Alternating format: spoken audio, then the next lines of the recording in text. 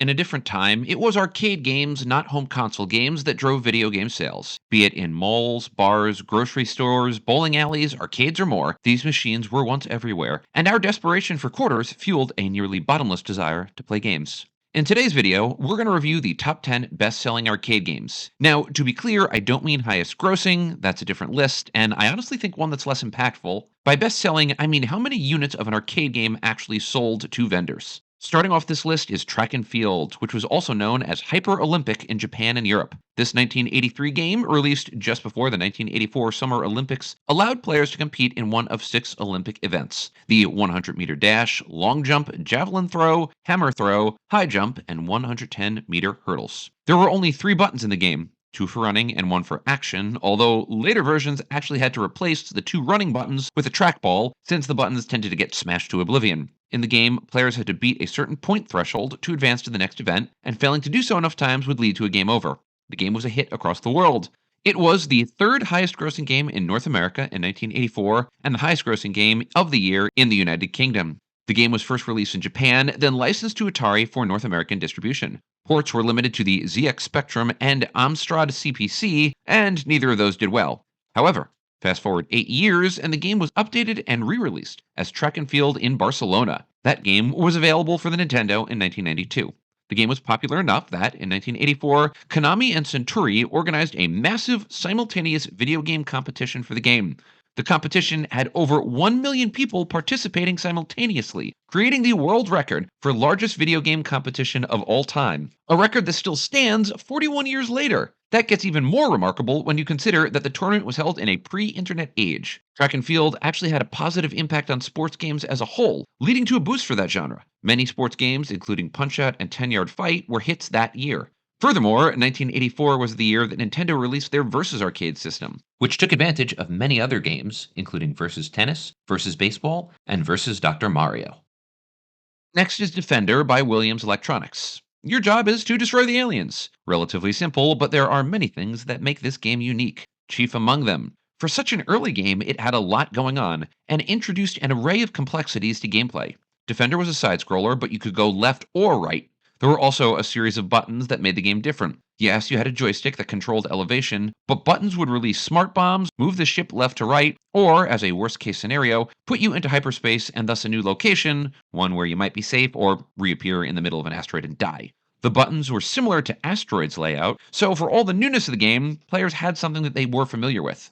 In addition to killing aliens, your job is to protect astronauts that keep getting abducted and free captured humans failing that. If you fail at protecting these astronauts, the planet turns into wave after wave of mutants, which you can survive, albeit with no shortage of difficulty.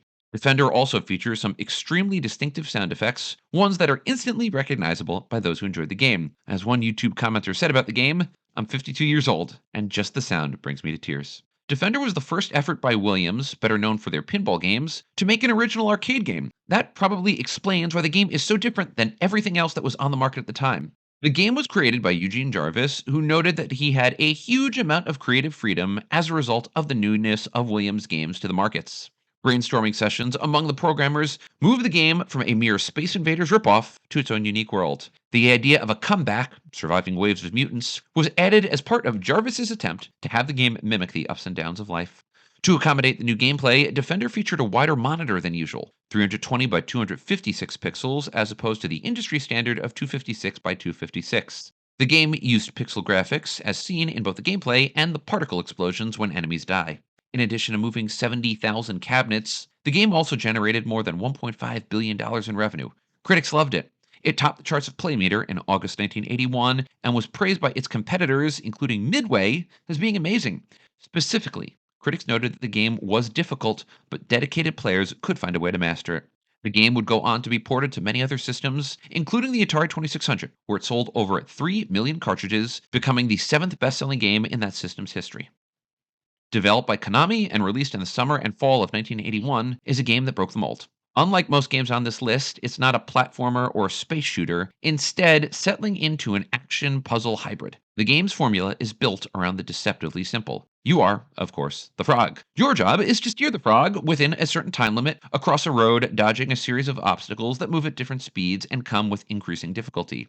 You are supposed to get your frog into your frog home at the end of each stage using a multi-directional pad that can move up, down, left, or right. In 1982, Softline magazine called Frogger the game with, quote, the ominous distinction of being the arcade game with the most ways to die, end quote, as any number of enemies, mistimed jumps, or moving too slow would end your life. Your score increases the faster you move and with every step you take, with players earning 1,000 points for clearing a level. Apparently, as originally designed, Konami was going to name the game Highway Crossing Frog, but Sega, who distributed it, wanted something more unique, hence Frogger. There is also a story that a Konami employee named Akira Hashimoto developed the game after watching a frog try and fail to cross a busy street. However, according to Time Extension and others, that story is a legend, and multiple Konami developers worked on the game. The creation of Frogger broke the mold in many ways. Chief among them is that it went after a new demographic. It wasn't violent or shooting oriented, making it much more friendly to women, and thus opening up a new line of customers and quarters. Ports of the game started as soon as 1982 when Parker Brothers produced the Atari 2600 version, earning $80 million in revenue and selling 4 million units, making it the fifth best-selling Atari 2600 game. The game has since been published countless times on a seemingly innumerable number of platforms and remains available on an array of modern devices. It has also been updated for modern play, with games like Crossy Road serving as a more up-to-date version. And, let's be honest, who can forget this clip from Seinfeld? Asteroids is the first entry by Atari on this list, and it was one of their biggest early hits. Indeed, it was so popular that it overtook Space Invaders as the most popular arcade game in America. The gameplay has a relatively simple concept, one that was based, in part, on Atari's first ever arcade game, Computer Space. In Asteroids, you pilot a triangular spaceship, moving around via forward thrust. You can rotate the ship, thus changing the direction of your thrust, but you can't stop on a dime. Your goal is to stay alive for as long as possible, shooting asteroids and alien spaceships that periodically appear. You must also avoid colliding with the asteroids or flying saucers. The game also featured a hyperspace button. In this video, we first saw it in Defender. You can use that button to escape and randomly appear on screen, although you may appear somewhere that will cause your immediate death. Another unique feature. The game had a wraparound function. Asteroids that appeared on one end of the screen would reappear on the other. Like many other games at the time, there's no end state. You just keep going till you die, and the game gets progressively harder. The game also features a high score table. Not a new innovation, but not one that was tremendously popular at the time. As you can see, the game used a vector display, providing it with one of the more unique looks on this list. Indeed, it's the only game in the top 10 that actually uses vector graphics. It also used a somewhat complicated control scheme, with some attributing that button scheme to helping to tank the game in Japan. So, how popular was Asteroids? Atari earned about $150 million from sales, and the game generated $500 million in coins. It was the highest grossing game of 1980. Demand for the game was so high that Atari had to very abruptly switch plans. They had been making a game called Lunar Lander, but demand for Asteroids was so high that they actually began to ship Asteroids in Lunar Lander cabinets. Sequels followed, including in the form of Asteroids Deluxe, which came out in 1981 and comes with new gameplay. Other games, including Space Duel in 1982 and Blastroids in 1987, would follow. And, of course, there were the ports. The Atari 2600 port did the best. It sold more than 3.8 million units and became the sixth best-selling game of all time for the Atari. Other ports included versions on the Atari 7800 and, most interestingly as far as I'm concerned, the Game Boy. That version came with more updated graphics. Other versions were released for newer systems and made available as part of Atari compilations. One version was created but never released, Asteroids for the Atari Jaguar. The history of Miss Pac-Man is sort of fascinating. We covered it in a previous video, but in a nutshell, it wasn't a Namco or Midway production. In fact, it wasn't even done by professional programmers. Instead, Miss Pac-Man was developed by Doug McRae and Kevin Curran, two MIT students who were looking for a little extra cash. So, McRae purchased arcade machines, but found that their profits declined if a game stayed on the market for too long. So, he took one of his Missile Command games and modded it, spiking his profits and discovering a potential business model. Realizing the money-generating potential of this idea, McRae formed a business, General Computer Corporation. He then hired staff and created Crazy Otto, Pac-Man with legs. Armed with a business idea, they sold Midway on the idea of taking Crazy Otto and turning it into a sequel for Pac-Man. Now, Midway modded the idea. Pac-Man with legs was out, but Miss Pac-Man? The feminized version of Pac-Man was thus given her own game. While the concept of the game is the same, there are many differences, including cutscenes, new mazes, different power up movements, updated animations, improved AI, and more. Desperate for Pac Man content, but needing new material, bars and arcade owners flocked to the game, and Miss Pac Man was a hit. In many ways, thanks to the updates and improvements, some players preferred the new version to the old one. Like Frogger, Miss Pac Man entered into a more female demographic, and multiple arcade owners and Midway executives commented that more women were playing the game than usual, with one estimate even commenting that Miss Pac Man's players were majority female. From a commercial perspective, the game was obviously a huge hit. Between Pac Man and Miss Pac Man, the two games topped the Replay magazine cocktail arcade cabinet charts from February 1982 until February 1984. The game was then released dozens of times over dozens of platforms, with new versions available as recently as 2016. Of course, Miss Pac Man was not the best selling Pac Man game on this list. We'll see your husband shortly. Galaxian, the 1979 hit, sold more than 150,000 units and helped accelerate the success of the space shooter, while also paving the way for its very popular sequel, Galaga. Galaxian was explicitly inspired by Space Invaders and meant to be Namco's version of the game. In Galaxian, you control the Galaxip, yes, that's the name, and are meant to clear each stage, only firing one shot at a time. Seriously, just one shot. Unlike future games, you had to wait for each shot to hit or miss before firing the next one. The game also folded in additional elements that were not seen in later games. For example, each stage had flagship bosses, otherwise known as a gal boss. These ships would dive bomb your ship, along with escort ships, and you would be awarded extra points for killing all three at the same time. Development for the game was led by Kazunori Sawano, who was under extreme pressure from Namco to develop a game that was as much of a hit as Space Invaders. Development took 6 months, with Sawano operating under the belief that simple is best, and seeking to create a game that stressed enjoyable gameplay loops. The game was largely inspired by Star Wars, and that was reflected in early drafts of the design. Enemies were actually meant to be shaped like TIE fighters from the movies. Furthermore, there were scrolling elements to the game, although that was eventually limited to just stars in the background. Despite the competition from Space Invaders, Galaxian was a massive commercial and critical success. It was the second highest earning arcade game in both 1979 and 1980 in Japan, and the second highest grossing arcade game in America. In an interesting twist, Namco did something that most companies at the time didn't do. They allowed for modified versions of the game to be published. For example, they allowed Nichibisu, a Japanese game developer and publisher, to release Moon Alien, which changed sprites and the title screen. The game found its way onto many second-generation systems at the time, most notably including the Atari 2600 and Atari 5200. However, unlike other games on this list, the Atari ports were not nearly as successful, failing to crack the top 25 best-selling game list for the system. However, Galaxian was successful. So successful that it led to the creation of a sequel, Galaga, in 1981. That game would move 42,500 cabinets. Certainly a success, but not nearly as much as Galaxian. And then there is the king. Donkey Kong, more on that shortly, was a Nintendo creation. And there is a really interesting story behind the legal battle that came from this game. Nintendo had been involved in making arcade games since the mid-1970s, starting with larger shooting systems like Laser Clay and Wild Gunman, before moving into traditional arcade games, including Block Fever and Space Fever. In 1977, Nintendo entered the home console market, where they created multiple versions of their Color TV series. Despite never selling a console in America, the Color TV series was a huge hit and a bestseller of the first generation of home consoles. Motivated by this success, Nintendo moved deeper into the arcade industry. In 1980, their Space Invaders type game, Radar Scope, failed, leaving Nintendo with a slew of extra cabinets. First-time game developer Shigeru Miyamoto was given the task of designing a game that could fit into these repurposed cabinets.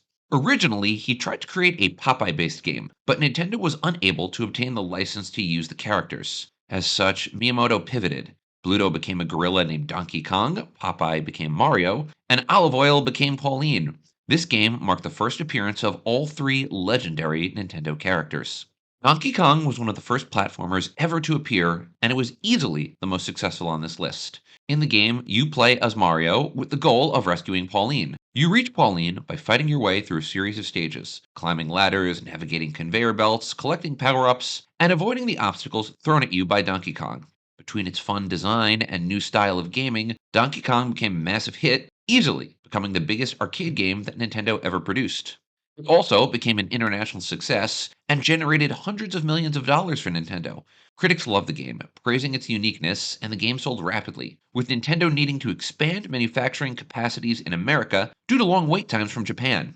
The game was then ported repeatedly.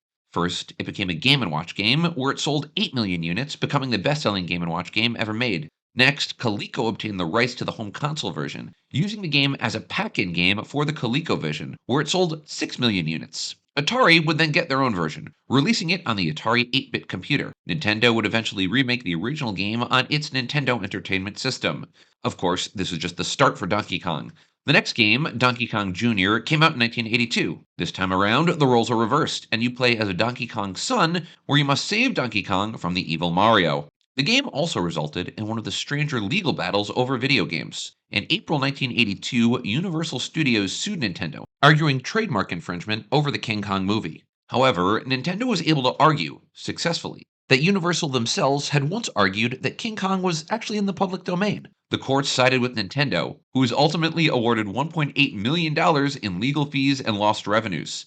As a way of saying thank you, Nintendo gifted John Kirby, their lawyer, with a $30,000 sailboat named Donkey Kong. Also, if the name Kirby sounds familiar in Nintendo lore, it should. Nintendo thanked Kirby once more by naming the character Kirby after him. Pac-Man, believe it or not, is only number 3 on this list. This may strike you as a little surprising, considering that the game inspired a song, countless spin-offs, and is still popular more than 45 years after its initial creation. You probably don't need me to say much about the gameplay beyond its basics. You're Pac-Man, our yellow friend, and your goal is to clear stages by collecting dots, power-ups, and various fruits. You have to avoid the 4 colored ghosts, Blinky, Pinky, Inky, and Clyde. All 4 bad guys, even in the 1980 version, actually had set strategies on how to kill you. Blinky would constantly give chase, Pinky and Inky would try to corner you by getting in front of Pac-Man, and Clyde would sometimes chase, sometimes run away. Understanding these tactics actually gave players a huge strategic advantage. The behavior of the bad guys said something about the brilliance of the game that was possible thanks to expanding hardware capacities and AI technology. Pac-Man was created by Toru Iwatani. Iwatani had a 9-man team behind the game, something not particularly common at the time, and had the goal of creating a game that was meant to appeal to women and younger players. Even with a team that large, development took 5 months, which was, at the time, the longest it ever took for a game to be made. Pay attention, Rockstar and Bethesda. As the story goes, the image for Pac-Man was inspired by a pizza pie with a slice removed, and the Japanese character for mouth, or kuchi. As designed, the game was originally called Pac-Man, which was a reference to the Japanese phrase paku paku taburu, which referred to something being gobbled up. Of course, Pac-Man had the potential to be changed to a word that would get this video demonetized, so it was changed to Pac-Man in America. The game more or less invented the maze chase genre, in which players were responsible for racing their way through some sort of maze. Need any proof? Well, here's a comprehensive list of the maze chase games that came out in 1980, and here's a list of the games that came out in 1981, 82, and 83. Anyway, the game was a monstrous hit. Funny enough, as originally designed, non-gamers liked it while regular arcade players gave it more of a mixed reception. That was, of course, a bit of the point. Despite concerns from these gamers, Pac-Man became the highest-grossing game in the world in 1980. At one point, the game was earning more than $8 million every week in the United States. It earned more than $1 billion in revenue in the US, and again, this was in the early 1980s. It was the highest grossing game in 1981 in the US and the second highest grossing game in 1982, showing remarkable staying power for an arcade game. The publication of the game, naturally, led to a series of ports. One of the first was the 1982 Pac-Man for the Atari 2600, which was a massive commercial success, selling more than 8 million copies and becoming the best-selling Atari game of all time.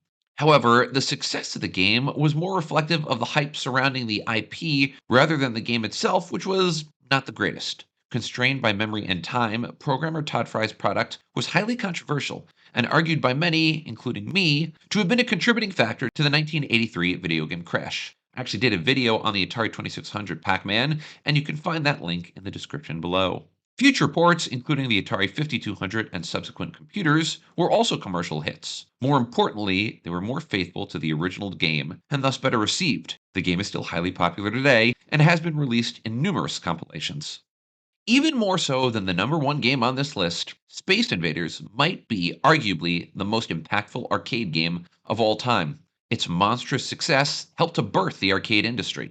Space Invaders is the brainchild of Tomohiro Nishikado, a developer for Taito. The gameplay is simple enough. In the game, you control a laser cannon, and your goal is to kill these slowly advancing aliens. You must do so before getting killed yourself, or before the aliens move down the screen fast enough that they wipe out your cities. As you may know, Space Invaders infamously, and accidentally, gave birth to the idea of a difficulty curve. When Nishikado discovered that, aliens move faster as more were killed, making the last few enemies move at lightning speed. This was a result of fewer objects being rendered on screen, meaning that there was more processing power behind the speed of enemies. In addition to the difficulty curve, Space Invaders was responsible for implementing many mainstays of the video game industry. The game had continuous music, which was really a 4-note loop, that added a sense of anxiety and pressure. Furthermore, game overs were not just limited to the expiration of time limits, as players could actually die if they got shot by the bad guys. That design element was intentional. In later interviews, Nishikado said that he wanted to avoid traditional time-based shooting games, instead using a life-based system.